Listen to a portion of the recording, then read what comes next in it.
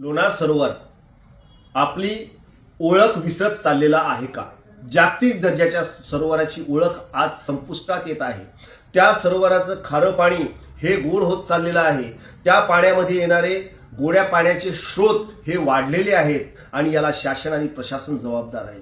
त्या पाण्याचा पीएच एकेकाळी 11 ते 12 होता, आज तो 7 वर आलेला आहे.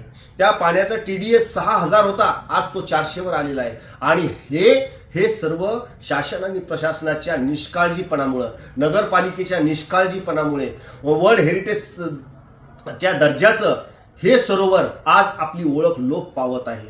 आणि त्यामुळे आम्ही माननीय प्रधानमंत्री नरेंद्रजी मोदी, सामाजिक सांस्कृतिक मंत्री माननीय शेखावत साहेब, त्याचबरोबर आम्ही या वन्यजीव विभागाचे डायरेक्टर यांना सुद्धा पत्रव्यवहार केला आणि इथेच न थांबता वर्ल्ड हेरिटेज सेंटर जिथे पॅरिसचं, युनेस्को यांनाही पत्रव्यवहार केला आणि ही चिंता व्यक्त केली आणि त्यावर उपाययोजना सुद्धा सांगितली की इथलं हे गोड्या पाण्याचं स्रोत वॉटर लिफ्टिंग करून ते लोणारच्या पाणी पुरवठा योजनेत देण्यात यावे, जेणेकरून तो स्रोतामुळे ते पाणी वाढणार नाही. या पाणी वाढल्यामुळं कमळजा मातेचं 11व्या शतकातलं मंदिर नेस्तनाबूद होण्याची वेळ आलेली आहे. या पाण्यामुळं 16व्या शतकातलं गैबंशा वली यांचा दर्गा नेस्तनाबूद होण्याची वेळ आलेली आहे. प्राचीन मंदिरं संपत चाललेली आहे. आणि जर या खाऱ्या पाण्याच्या सरोवरानं आपली ओळखच संपून टाकली तर इथे कुठलाही पर्यटक येणार नाही, लोणारचा विकास होणार नाही.